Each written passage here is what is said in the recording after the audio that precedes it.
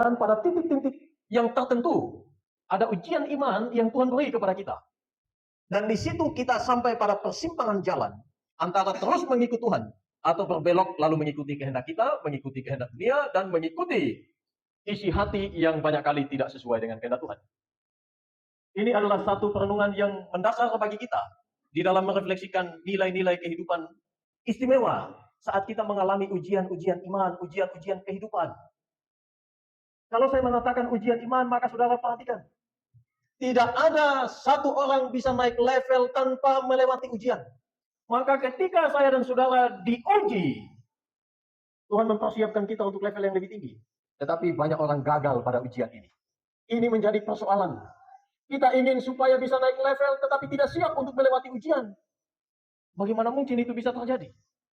Tetapi Abraham yang menjadi dasar perenungan kita dalam khotbah ini telah melewati ujian imannya. Dan dia lulus ujian itu. Tapi saudara, ketika mendengar kata lulus, jangan mengentengkan apa yang dialami oleh Abraham. Dia mengalami tak main-main akan pergolakan batin. Saya akan jelaskan kepada saudara. Mari kita perhatikan pergumulan-pergumulan berat yang dialami oleh Abraham. Yang pertama, mengenai perspektif dia kepada Allah. Waktu Allah mengatakan kepadanya, persembahkanlah anakmu bagiku sebagai persembahan bakaran, korban bakaran. Saudara pikirkan, Allah meminta manusia, khusus anak tunggalnya dalam konteks perjanjian, untuk dipersembahkan kepadanya. Sekarang dia berpikir, ini Allah seperti apa yang meminta anaknya untuk dipersembahkan kepadanya. Tapi saudara, pikiran ini tidak membuat dia stuck lalu terjebak di dalam pikiran yang buntu lalu mempersalahkan Tuhan. Kenapa saya mengatakan begini? Karena di zaman Abraham, mempersembahkan anak itu adalah hal yang biasa bagi mereka di dalam penyembahan. Mereka mempersembahkan anak-anak mereka kepada dewa-dewi yang mereka sembah. Dan persembahannya bukan hanya persembahan didoakan selesai lalu nanti kembali kepada kehidupan yang biasa.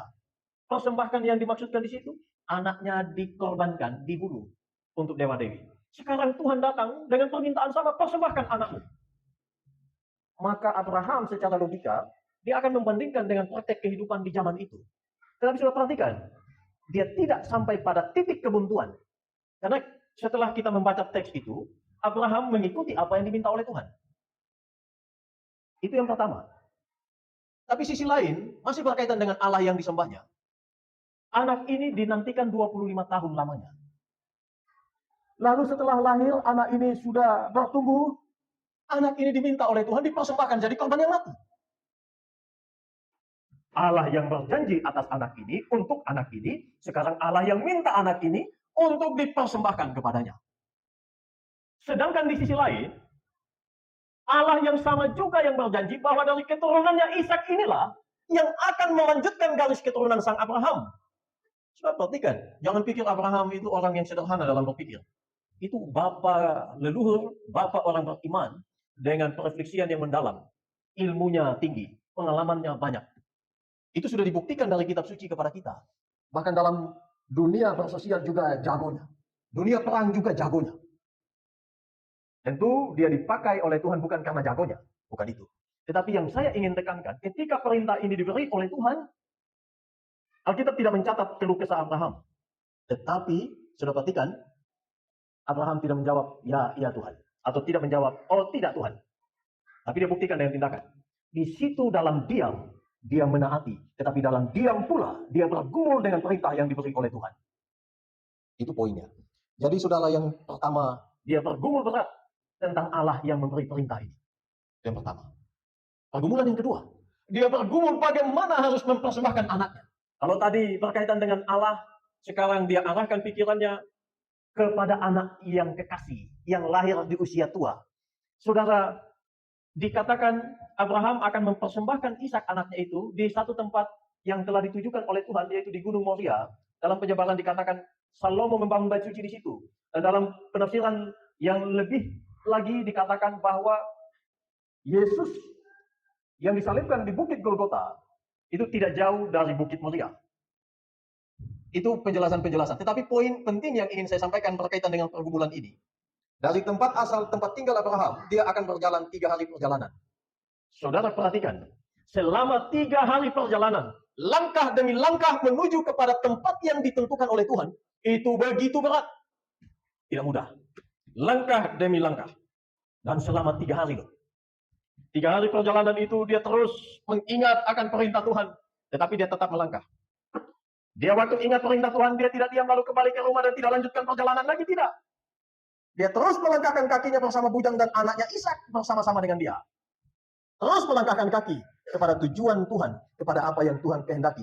3 hari pergumulan berat sekali bagi seorang Abraham. Tidak mudah. Itu elemen pertama. Yang kedua berkaitan dengan itu. Tadi saya sudah baca kepada kita. Dalam perjalanan itu sudah mendekat pada tempatnya. Ishak, anak yang kekasih, anak tunggal perjanjian, anak yang polos, bertanya kepada Abraham, Papa, di sini ini sudah ada api, sudah ada kayu, tapi tidak ada korban bakarannya. Mungkin orang yang tidak merasakan dimensi emosi, merasa ini pertanyaan biasa aja. Tapi yang nanya adalah anak yang lahir di masa tuanya. Tanya ke papanya. Dan dia tahu persis bahwa yang diperintah oleh Tuhan, dialah yang akan jadi korban bagi Tuhan. Aduh, nyesaknya gimana? Tajam sekali di sini. Ketusuk. Tapi dengan bijaksana Abraham menjawab, Allah yang menyediakan. Dia tidak tahu caranya seperti apa. Dia tahu memang Allah yang dipercaya Allah Maha Kuasa.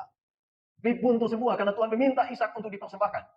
Tapi pertanyaan itu menjadi isyarat dan secara implisit menggambarkan iman seorang Abraham yang begitu kokoh, taat, walaupun tidak mengerti jalan Tuhan. Itu masih tersembunyi loh bagi Abraham. Dia tidak tahu apa yang akan terjadi. Ini tinggal last minute. Tidak lama lagi anaknya kalau sampai jadi, pasti mati. Karena persembahan yang dipersembahkan kepada Tuhan adalah persembahan yang mati, bukan yang hidup. Tapi saya dan saudara, Tuhan minta sebagai persembahan yang hidup karena sudah ada yang mati di kayu salib. Kita fokus kepada apa yang disampaikan oleh teks dulu. Ditanya seperti itu, saudara. Coba pikirkan. Udah tahu apa yang akan terjadi. Tapi dengan bijaksana dia jawab, Allah yang menyediakan. Itu dimensi beban berat bagi seorang Abraham. Dan yang ketiga, di ayat 9 dan 10, sampailah mereka ke tempat yang ditentukan Allah. Lalu Abraham mendirikan mezbah di situ. Jadi Abraham buat. Dia susun kayu di atas mezbah itu. Sudah perhatikan alurnya ya? Supaya bisa menyelami betapa tersayatnya hati seorang Abraham melakukan itu. Tapi dia harus taat kepada Tuhan. Tidak rela seorang bapak memperlakukan begitu kepada anaknya. Tapi dia harus menaati perintah Tuhan. Walaupun dia tidak mengerti jalan pikiran Tuhan. Dia tidak mengerti tujuan Tuhan meminta itu kepadanya. Tapi harus lakukan. Sekarang saya coba alur ini sampaikan kepada saudara. Dia susun batu satu demi satu. Itu sakit. Tak mudah bagi dia. Lalu di atas batu itu disiapkan kayu. Kayu itu diatur demikian rupa. Setelah itu dia ikat anaknya Ishak. Lalu ditaruh di atas kayu itu. Hati bapak siapa yang tidak tersayat ketika ada diperhadapkan dengan kenyataan seperti ini, saudara? Tak mudah. Anak semata wayang dari sisi perjanjian. Saya katakan dari sisi biologis. Dari sisi perjanjian. Saya pastikan secara emosi, Abraham paling sayang Ishak daripada Ismail dan anak-anak yang lain. Pasti itu. Karena dia lahir di masa tua, lahir dengan penantian 25 tahun, dan lahir sebagai anak perjanjian. Anak ini anak sangat spesial di hati Bapa, di hati Abraham. Tapi anak yang ini yang Tuhan minta. Bukan anak yang lain, anak yang ini. Yang engkau kasihi firman Tuhan katakan. Anakmu yang tunggal firman Tuhan katakan. Anak yang ini yang harus kau persembahkan. Dan sekarang tiba pada titik yang diminta oleh Tuhan. Dan dia harus melakukan hal yang seperti itu. Itu tak mudah baginya. Tak mudah. Belum lagi dalam pikiran dan beban pergumulan yang lain. Nanti kalau istrinya tanya, apa yang harus dia jawab? Ini kan belum jadi kenyataan nih, tapi menuju ke sana. Yang dia tahu sekarang Ishak akan mati. Mati dengan cara dipersembahkan. Lalu setelah pulang, mana anakku Ishak yang kekasih itu? Ditanya oleh istrinya, oleh ibu daripada Ishak. Saat waktu itu belum mati. Dia masih hidup. Waduh saudara, ini saya coba untuk membawa situasi waktu itu dengan tidak mudah. Tidak mudah. Tapi ini ada ujian iman yang harus dilewati oleh seorang Abraham. Untuk disebut sebagai bapak orang-orang beriman, dia harus lewati ujian ini. Saudara mau dikenang sebagai apa? Dikenang sebagai apa? Untuk sampai ke situ ada ujian-ujian yang harus kita lewati. Jangan suka yang gampang, karena yang gampang itu akan membuat kita jadi gampangan. Ini yang terjadi pada Abraham. Dengan segala pergumulan yang sudah saya sampaikan kepada saudara, mari kita lihat tindakan-tindakan Abraham sebagai tindakan-tindakan iman, sebagai tindakan-tindakan ketaatan di dalam imannya. Malam hari firman Tuhan datang, persembahkanlah anakmu. Lalu di ayat 3, tadi saya tidak sempat baca, di ayat 3 dikatakan, keesokan harinya, pagi-pagi benar, Abraham bangun dan mempersiapkan semuanya. Saudara perhatikan, malamnya dapat pesan dari Tuhan. Pagi-paginya dia sudah bangun. Saya pikir selama itu dia tidak tidur baik. Tapi pagi-pagi, walaupun dia tidak tidur baik semalam-malaman, pagi-pagi dia sudah bangun mempersiapkan apa yang Tuhan kehendaki baginya. Pagi-pagi. Tidak tunggu 1 minggu, 1 bulan, berbulan-bulan, apalagi tahun. Itu adalah respon cepat daripada perintah Tuhan. Dia tahu, dia mengerti, dan sudah jelas perintah Tuhan baginya. Sekarang, apa responmu? Hai Abraham, Tuhan bilang, dan Tuhan melihat. Pagi-pagi benar. Ini juga dalam tatanan beribadah kita dan juga dalam mempersiapkan banyak hal dalam kehidupan. Jangan last minute.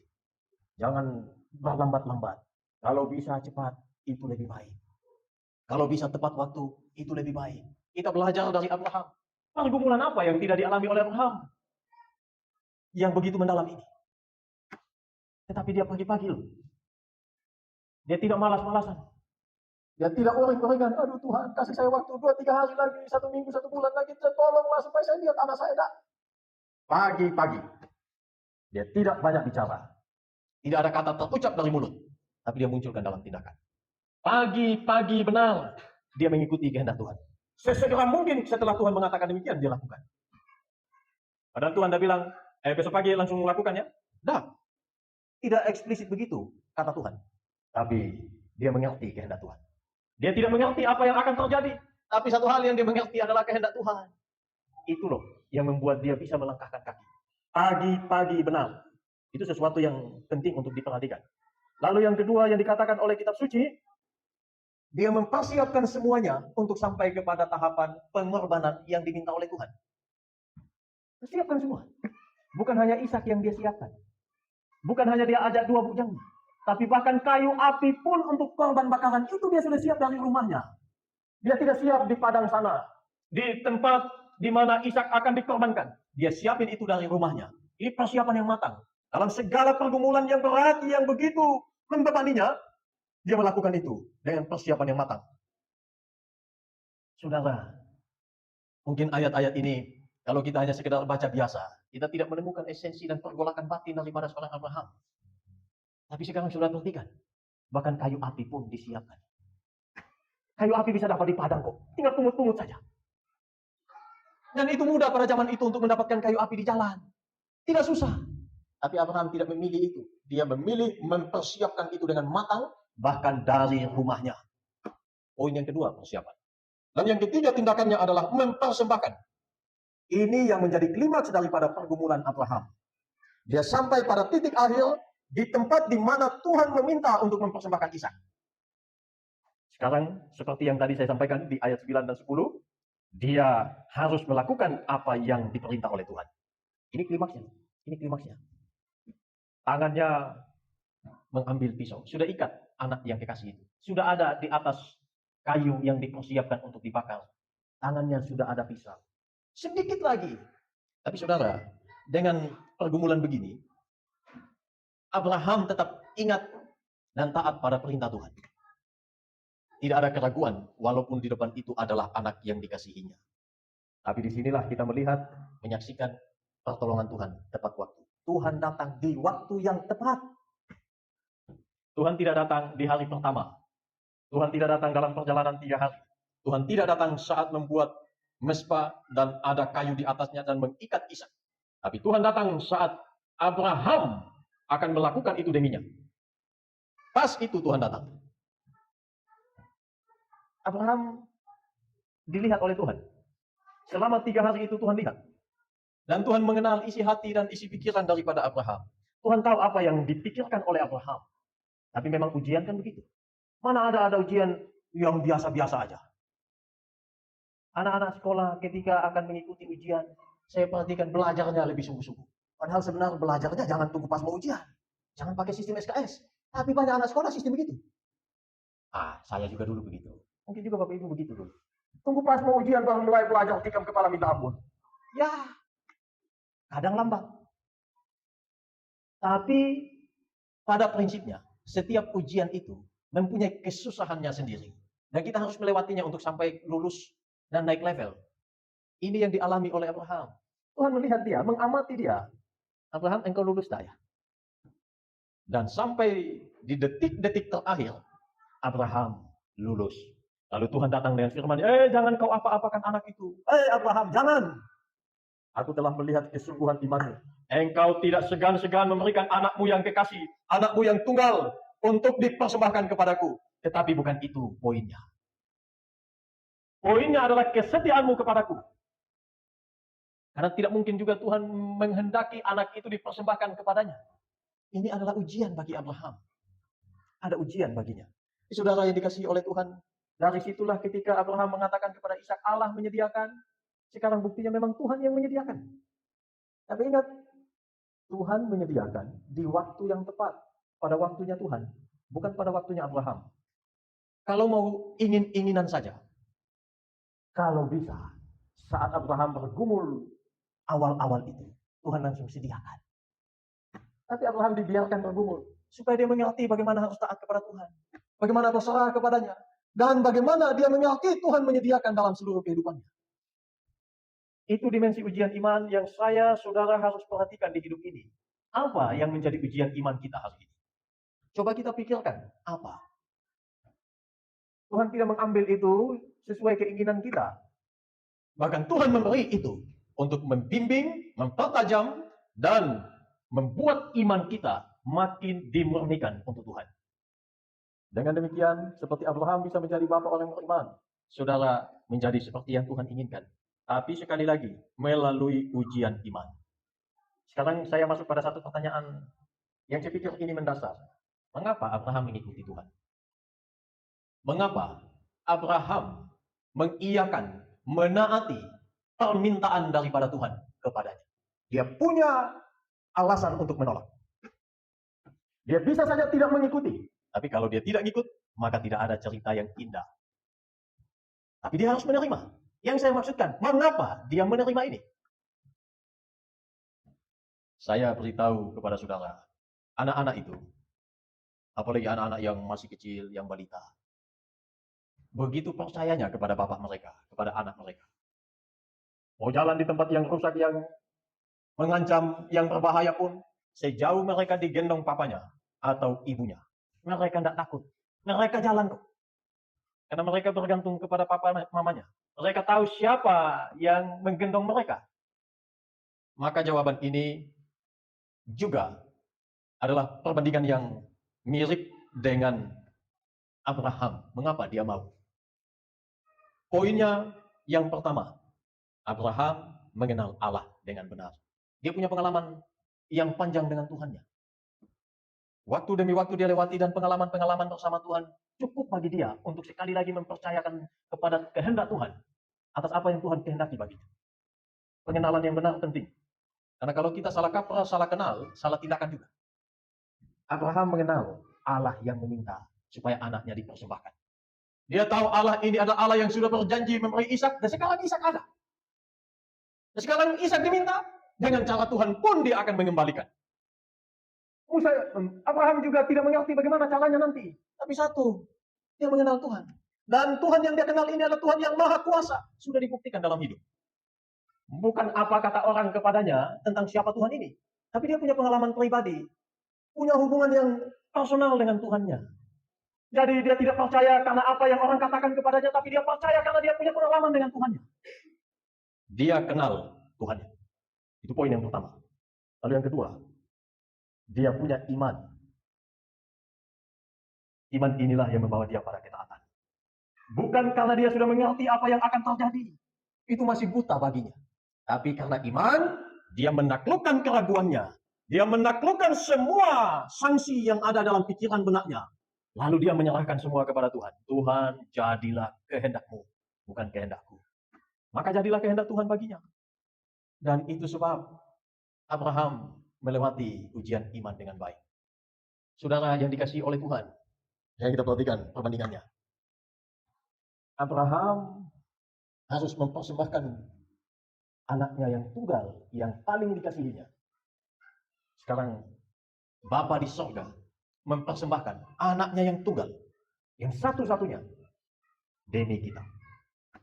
Bayangkan betapa hati Bapa tersayat-sayat, begitu menderita. Ini saya ilustrasikan sebagai manusia, karena itu relasi Bapa dan anak. Tidak mudah bagi seorang Bapa melakukan itu, tetapi harus untuk saya dan saudara. Cinta seperti apa dan di mana ada cinta seperti ini? Kecuali di dalam Tuhan kita, di dalam Allah kita. Tidak ada cinta di luar sana yang bisa, yang melebihi cinta seperti ini. Pengorbanan seperti ini. Tapi Bapa memberi anaknya yang tunggal. Satu-satunya diberikan supaya saya dan saudara beroleh keselamatan. Supaya kita beroleh tempat di surga. Supaya kita bisa memanggil dia sebagai ya Aba, ya Bapa. Kalau tidak begitu, kita semua binasa. Kita tidak ada di sini sebagai orang yang percaya. Itu adalah pengorbanan terbesar, teragung di dalam seluruh sejarah kehidupan manusia. Karena anak Allah jadi manusia. Dalam kemanusiaan, mempersembahkan diri di atas kayu salib sebagai ganti dosa-dosa kita. Dipakukan di kayu salib, lalu kita beroleh persekutuan dengan Tuhan kita. Pengorbanan tiada tara, tapi itulah cerita agung daripada Tuhan kita. Sutradara yang begitu mulia memperlihatkan kepada saya dan saudara betapa agungnya film kehidupan yang Tuhan beri kepada kita. Dan kita syukuri untuk itu. Saudara, kalau Ishak memikul kayu, Yesus memikul salib untuk saya dan saudara. Kalau Ishak diselamatkan oleh korban pengganti, Kristus menyelamatkan kita dengan berkorban di atas kayu salib. Saudara perhatikan baik-baik. Martin Luther bilang, Ishak itu adalah bayangan dari yang akan datang, dan Kristus adalah penggenapannya. Betapa menderita Tuhan di kayu salib. Pengorbanan yang saudara tidak bisa ngerti, saya tidak bisa paham. Tapi Tuhan melakukannya untuk kita. Lalu sekarang, apa bagian kita? Dua hal. Ingatlah, yang pertama, iman tetap taat, walau tidak mengerti jalan Tuhan. Dan itu yang Tuhan inginkan bagi saya dan saudara. Tetaplah taat, tetaplah beriman. Jalanilah tahun 2026 ini. Walaupun banyak hal yang kita tak pahami dalam perjalanan kehidupan ini, jangan lupa Tuhan. Jangan pernah lupa Tuhan. Tetaplah taat. Yang pertama. Kabar baiknya yang kedua. Orang yang taat, bagi mereka Tuhan menyediakan. Seperti Abraham disediakan oleh Tuhan. Orang yang taat, orang yang tetap beriman, bagi mereka Tuhan menyediakan. Tetap taat, walau tak mengerti jalan hidup ini. Sebab Tuhan menyediakan tepat waktu